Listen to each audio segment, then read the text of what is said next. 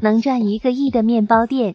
你想开吗？别人开店从卖面包开始，我就不一样了，我直接从铺地砖开始，强制搞一个简约北欧风，店里还要整一面15厘米超大镜墙，方便我的顾客在这挖挖鼻屎、踢踢啊什么的。光有好的店面还不行，上机器，双开门的大功率烤箱，烤出来的面包特别香。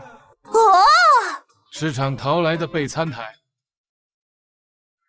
网上淘的2手揉面机，解放双手，值得拥有。管隔壁李大爷借的破书柜，改装，又省了一笔经费。从家里拆了几块玻璃，用黑框给它们装在一起，效果相当的惊喜，完美的和书柜融为一体。一不小心，我又省了一笔。你有病！放上餐盘和餐具。咱们店里的包装绝对不能小气，现在一切准备就绪。烤箱开始发力，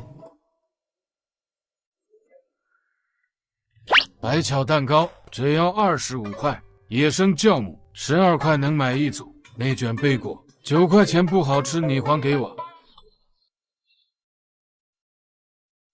现做现烤，品质超好，少糖不腻，包你满意。OK。本店还出售超硬法棍，专治各种色眯眯的小混混。Oh no！ 差点就忘了本店的招牌——赫伯溜丘布朗尼、冰山熔岩巧克力。就这些，你说今年能不能搞它1个亿？